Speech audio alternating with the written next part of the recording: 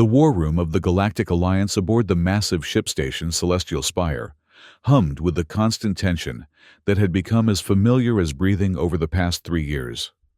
Representatives from a dozen different species sat around the holographic display table, their heated arguments creating a cacophony of clicks, whistles, and guttural sounds that would have been incomprehensible to anyone without a universal translator. Behind a support pillar far from the central table, Maya Chen sat at her small workstation. Her fingers moved across the translation interface with practiced precision, converting the multilingual chaos into coherent reports for the war archives.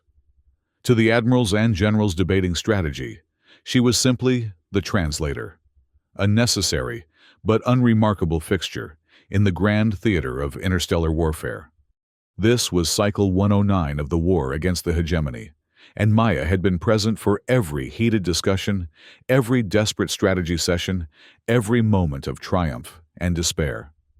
She had watched as the Alliance's finest minds struggled against an enemy whose technological superiority seemed insurmountable. The hegemony's ships moved with impossible precision, their weapons cut through Alliance shields like paper, and their defensive systems had never once been breached. Maya's role was simple: listen, translate, record. Nothing more. At least that's what everyone believed, including herself, until the morning she noticed something in the latest batch of hegemony propaganda transmissions. She was running the routine linguistic analysis on intercepted enemy communications when her screen highlighted an anomaly. Buried within the standard galactic text of the transmission was a string of symbols that didn't match any known language in her database.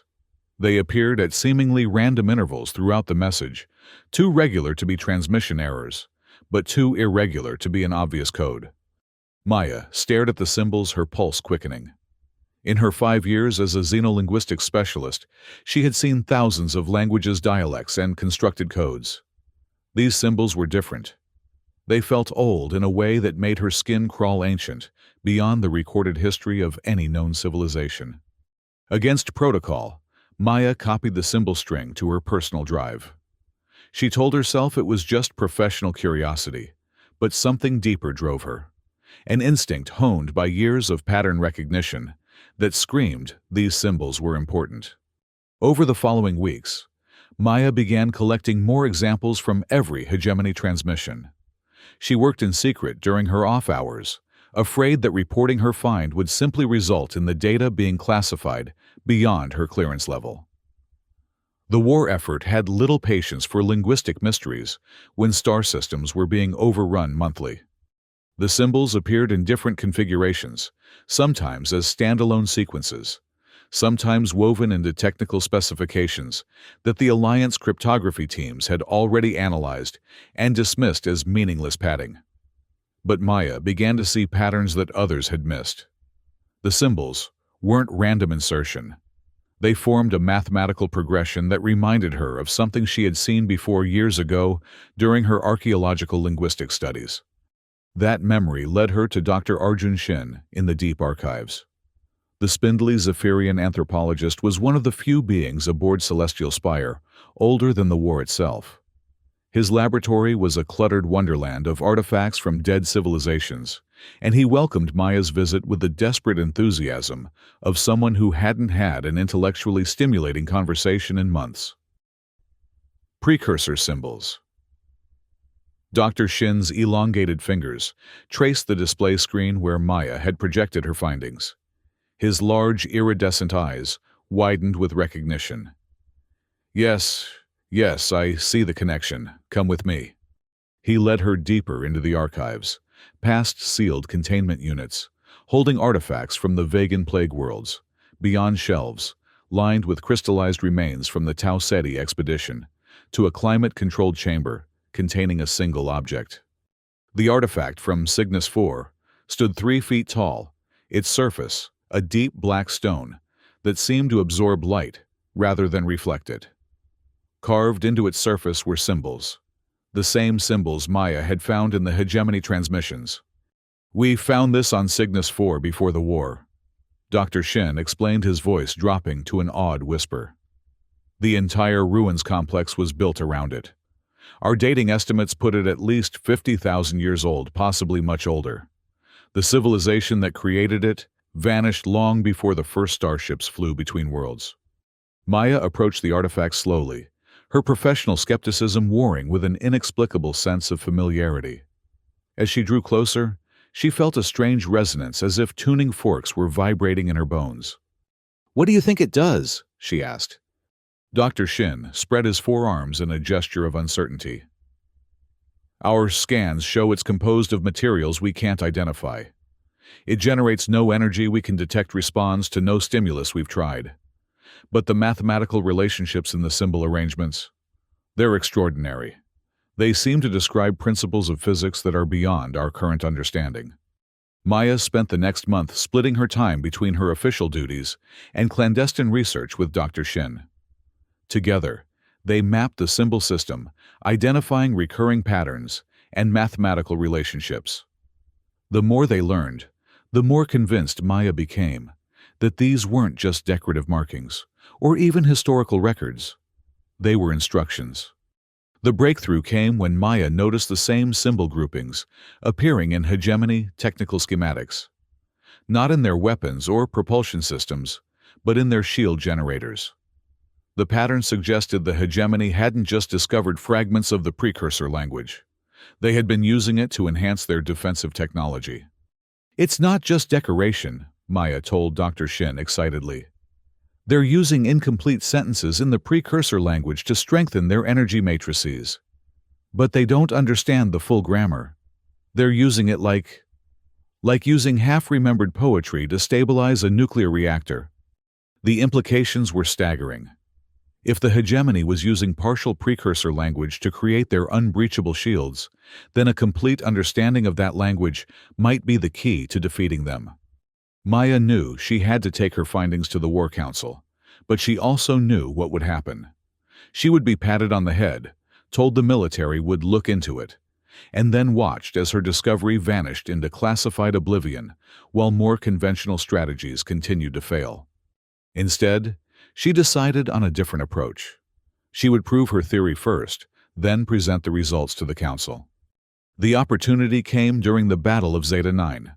Alliance intelligence had detected a major hegemony fleet movement toward the mining station at Zeta 9, and the High Command was preparing a defensive formation. Maya used her security clearance to access the duty roster for the flagship Indomitable Resolve and requested a transfer to their linguistic support team. Her request was approved without question. After all, who paid attention to translator assignments during wartime?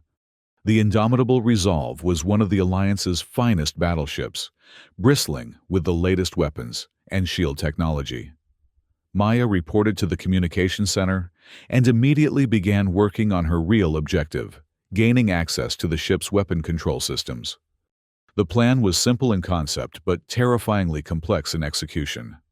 Maya had identified the complete precursor phrase that the hegemony was using in fragmented form. By integrating this phrase into the Indomitable Resolve's weapon targeting matrix, she theorized she could create what she termed a paradox effect, a feedback loop that would cause the hegemony's shields to collapse from within. As the fleet jumped into hyperspace towards Zeta 9, Maya worked feverishly to modify the weapon systems.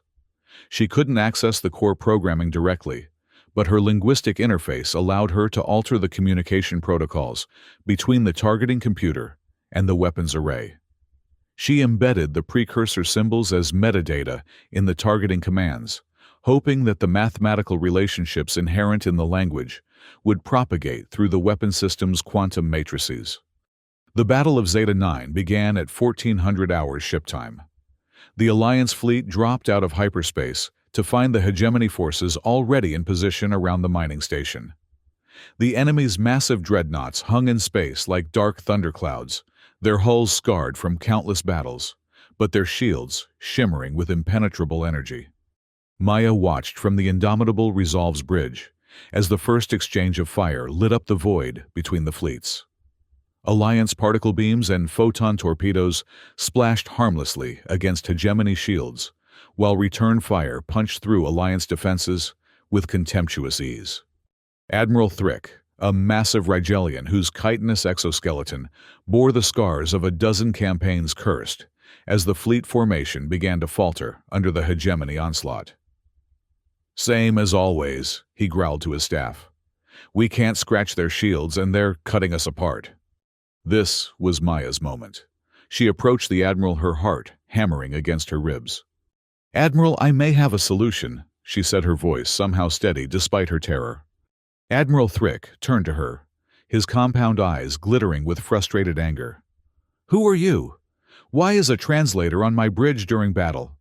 "Maya Chen, linguistic specialist," she replied. "I've identified a potential vulnerability in their shield harmonics. I need permission to modify our weapon targeting protocols." The Admiral's laugh was a harsh clicking sound. "You're a translator. Do you seriously expect me to—" His words were cut off as another Alliance cruiser exploded in a brilliant fireball. The hegemony forces were methodically destroying the fleet, and conventional tactics weren't working. "With respect, Admiral, nothing else has worked," Maya said. "Give me one targeting solution, one weapon array for 1 minute. If I'm wrong, you can court-martial me after we're all dead." Admiral Thrick stared at her for a long moment, his alien features unreadable. Then he gestured sharply to his weapons officer. "Give her access to forward battery 3, 1 minute." Maya's hands flew over the targeting console, implementing the modifications she had prepared. She could feel the crew's eyes on her, their skepticism and desperation mixing in the recycled air of the bridge. On her screen, the precursor symbols flowed like living text, embedding themselves in the weapon's command structure. "Targeting lock acquired," she announced. "Firing." The first salvo of modified particle beams lanced out toward the nearest hegemony dreadnought. As they struck the enemy shield, Maya held her breath, watching the energy readings on her console. Nothing happened. The beams dispersed harmlessly against the shield matrix, just as they always did. "Enough of this nonsense," Admiral Thrick began, but Maya cut him off.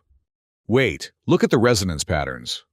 On her screen, readings showed subtle fluctuations in the enemy shield harmonics. The precursor symbols were interacting with the hegemony's partial implementation, creating microscopic instabilities in their energy matrix. "Fire again," Maya called out. "Same target, same configuration." Admiral Thrick hesitated for a heartbeat, then nodded to his weapons officer. The second salvo struck the enemy shields, and this time the fluctuations were more pronounced. The precursor language fragments in the enemy technology were being forced into conflict with the complete grammatical structure Maya had embedded in their weapons. "Third shot," Maya's voice was urgent. "This is it." The third salvo hit the hegemony dreadnought dead center. For a moment, nothing happened. Then, the enemy's shields began to fluctuate wildly, their steady energy pattern deteriorating into chaotic oscillations. The shield matrix couldn't resolve the contradiction between its fragmented precursor programming and the complete linguistic structure in the Alliance weapons. With a brilliant flash visible even in the vacuum of space, the dreadnought shields collapsed entirely. The bridge of the indomitable Resolve fell silent, except for the hum of ventilation systems. Every eye was fixed on the tactical display, where the largest hegemony warship now hung defenseless before them. "All batteries target the flagship," Admiral Thrick roared, his voice carrying new hope. "Take it down!" The concentrated fire from the indomitable Resolve and 3 other Alliance ships struck the defenseless dreadnought. Without its shields, the mighty warship's hull buckled and ruptured under the assault. Secondary explosions bloomed along its length as power conduits overloaded and weapon magazines detonated. The flagship of the hegemony force died in a spectacular fireball that illuminated the battlefield like a newborn star. The effect on both fleets was immediate and dramatic. The remaining hegemony ships, seeing their most powerful vessel destroyed, began a fighting retreat. The Alliance forces, suddenly energized by their first major victory in years, pressed their advantage. Maya slumped in her chair, physically and emotionally drained. Around her, the bridge crew erupted in cheers as more hegemony shields collapsed under their modified weapon strikes. The precursor language modifications had been successfully transmitted to other ships in the fleet, and the tide of battle had turned decisively. In the aftermath of the Battle of Zeta 9, Maya found herself summoned before the full War Council aboard Celestial Spire. The same chamber where she had sat unnoticed for 3 years now felt vastly different as she stood at its center, facing the assembled leaders of the Galactic Alliance. Admiral Thrick stood to address the council, his scarred exoskeleton reflecting the chamber's lights. Esteemed colleagues, I present Maya Chen, the linguistic specialist whose discovery made our victory at Zeta 9 possible. The transformation in how they looked at her was immediate and unsettling. Where once they had seen her as part of the furniture now, she was the focus of intense scrutiny from beings whose decisions shaped the fate of star systems. Supreme Commander Valdris, an ancient Vulcarian, whose species had been spacefaring when humanity was still discovering fire, spoke first. Explain to us your understanding of this precursor language. Maya took a deep breath and began her presentation. She outlined her discovery of the symbols in hegemony transmissions, her collaboration with Dr. Shin, and her theory about how the enemy had been using incomplete fragments of an ancient language to enhance their technology. The implications go far beyond military applications, she explained, calling up holographic displays of the artifact from Cygnus 4. This language appears to describe fundamental properties of space-time that we're only beginning to understand. The hegemony shields were just one application of principles that could revolutionize everything from faster-than-light travel to planetary terraforming. The council members exchanged glances, some speaking in hushed tones in their native languages. Maya caught fragments of their conversations through her translator words like unprecedented and paradigm shift and strategic advantage floating through the chamber. Supreme Commander Valdris raised a gnarled hand for silence. Maya Chen, by unanimous vote of this council, you are hereby appointed as Director of Precursor Linguistic Research. You will have access to unlimited resources and personnel to continue your research. The security of the Alliance may depend on unlocking the full potential of this ancient knowledge. Maya felt the weight of responsibility settle on her shoulders, like a heavy cloak. I accept, Supreme Commander, but I want to make one thing clear. This knowledge shouldn't be used only for warfare. The precursor language suggests technologies that could heal poisoned worlds, reverse the effects of stellar collapse, even allow instantaneous travel between galaxies. We have an opportunity to transcend our current limitations entirely. Admiral Thrick nodded approvingly. Spoken like someone who truly understands the scope of what you've uncovered. The war won't last forever, but the knowledge you're unlocking could benefit the Alliance for millennia. In the weeks that followed, Maya was moved from her small workstation behind a pillar to a state-of-the-art research facility spanning 3 decks of Celestial Spire. She assembled a team of the galaxy's brightest minds, linguists, physicists, archaeologists, and engineers from dozens of species. Together, they began the monumental task of deciphering the complete precursor language. Dr. Shin became her chief research partner, his vast knowledge of extinct civilizations proving invaluable as they mapped the relationships between the symbols and the mathematical principles they encoded. The artifact from Cygnus 4 was moved to their primary lab, where it served as both reference and inspiration.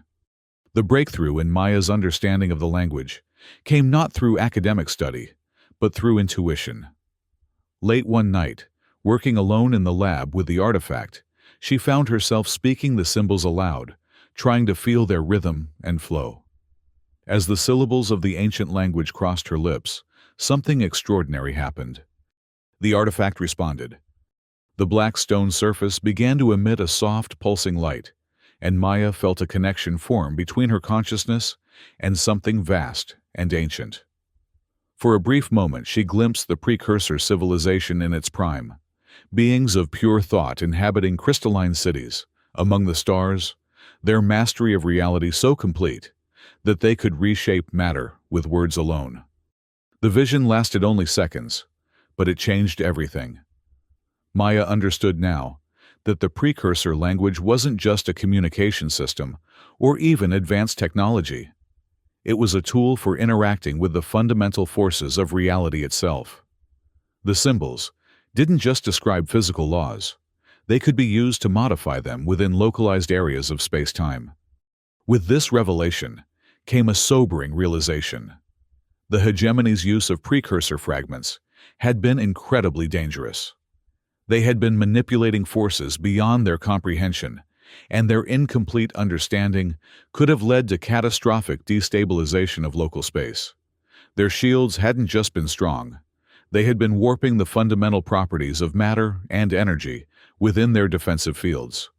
Maya shared her discovery with the research team, and their work took on new urgency. They weren't just developing better weapons to fight the hegemony. They were learning to use tools that could reshape civilization itself. The war officially ended 6 months after the Battle of Zeta 9.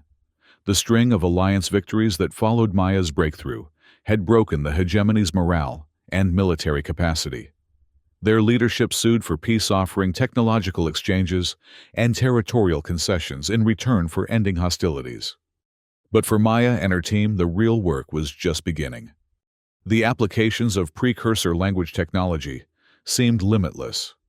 They developed healing protocols that could reverse radiation damage at the molecular level, terraforming techniques that could restore dead worlds in decades rather than centuries, and propulsion systems that allowed ships to step between distant star systems as easily as walking through doorways.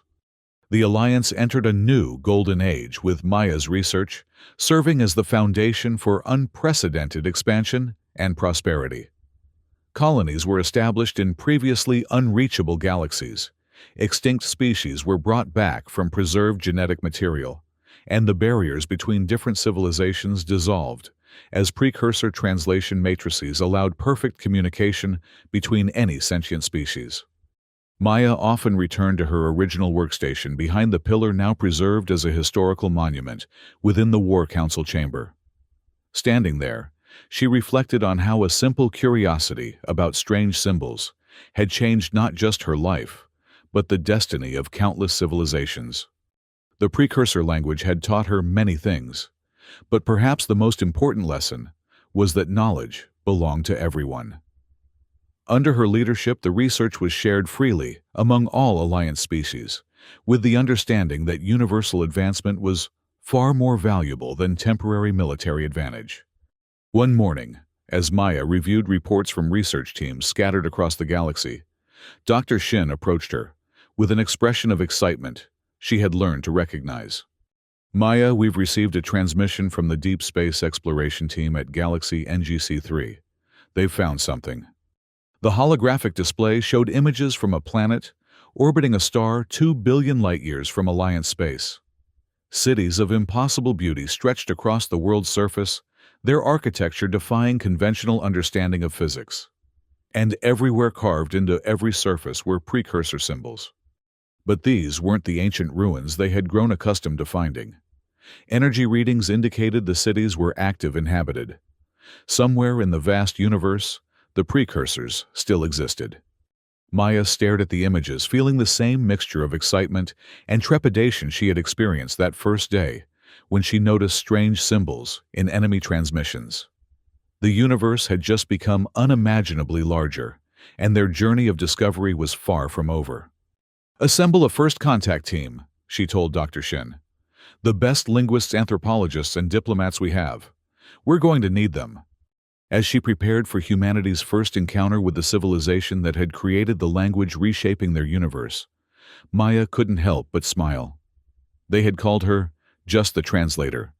But translation, she had learned, was the bridge between minds, between species, between entire ways of understanding reality. The greatest conversations of her life were still waiting to be had. Years later, when historians would write about the transformation of galactic civilization, they would mark the Battle of Zeta 9 as the turning point. But Maya knew better. The real victory hadn't been in developing better weapons or breaking enemy shields. The real victory had been in paying attention to something others dismissed as unimportant, in having the courage to pursue knowledge despite bureaucratic obstacles and in recognizing that the power to communicate was the power to change the universe itself. In a galaxy where beings had learned to reshape matter with words, where poisoned worlds bloomed with new life through ancient healing songs, and where the barriers between species had dissolved in the face of perfect understanding, Maya Chen was no longer just the translator. She was the woman who had taught the galaxy how to speak to reality itself.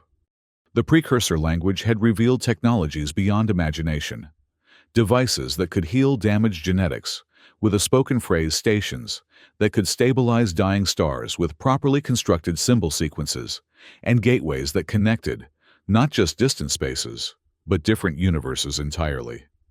But perhaps the most profound discovery was this: consciousness itself was a form of language, a way of speaking meaning into existence.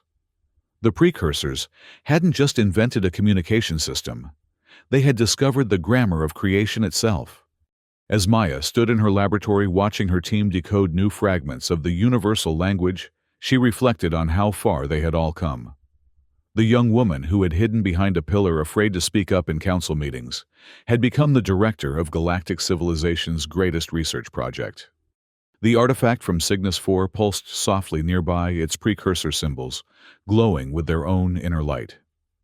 Sometimes, Maya wondered if the precursors had known that someday someone like her would find those symbols and unlock their meaning. Perhaps every discovery was just a conversation delayed across the centuries, waiting for the right mind to hear what the universe had always been trying to say. Outside the laboratory windows, ships from 100 different worlds came and went, their hulls modified with precursor technology that allowed them to dance between dimensions. The Alliance had become something unrecognizable from its wartime incarnation, a true confederation of minds united by the common language of reality itself. Maya picked up her datapad and reviewed the day's reports. Teams across the galaxy were pushing the boundaries of what was possible, using precursor principles to solve problems that had plagued civilizations for millennia. Famine, disease, environmental collapse, even death itself were becoming obsolete concepts. But the most exciting updates came from the first contact team that had finally reached the active precursor cities. Early communications suggested the precursors had been waiting for other species to develop enough to understand their language. They weren't gods or transcendent beings. They were simply an older species that had learned to speak the universe's native tongue. And they had been hoping for all these millennia that they wouldn't be talking to themselves forever. Maya closed the reports and walked to the window, looking out at the stars that no longer seemed impossibly distant. Each point of light represented potential. New conversations to be had, new minds to meet, new ways of understanding the infinite complexity of existence. She thought about the war that had consumed so many lives, and how it had ended, not through superior firepower, but through superior communication. The hegemony, it turned out, had fallen, because they tried to use a language they didn't understand, like children playing with tools they couldn't comprehend. The real lesson of the precursor language wasn't about technology or weapons. It was about listening carefully, paying attention to details others missed, and understanding that the most profound changes often came from the most overlooked sources. Maya touched the communication panel on her sleeve, opening a channel to the first contact team. "This is Director Chen, status report." The voice that came back was filled with wonder. "Director, they're ready to meet with us directly. The precursors say they've been composing their first words to our species for 50,000 years. They want to know, are we ready to hear them?" Maya smiled, remembering that moment years ago when she had first noticed strange symbols in enemy transmissions. Every discovery began with curiosity. Every breakthrough started with someone willing to pay attention. "Tell them we're ready," she said. "We've been preparing for this conversation longer than we knew." As she closed the communication channel, Maya realized that her journey from overlooked translator to galactic discovery director was just the beginning. The real adventure was about to start, not in decoding an ancient language, but in learning to speak the new one that would emerge when different minds truly began to understand each other. The universe was vast and full of wonders, but the greatest wonder of all was that none of them had to explore it alone. Every symbol decoded, every principle understood, every barrier overcome, was a word in an ongoing conversation between all conscious beings. And Maya Chen, the woman they had once called just the Translator, had taught the galaxy that every conversation held the power to change everything.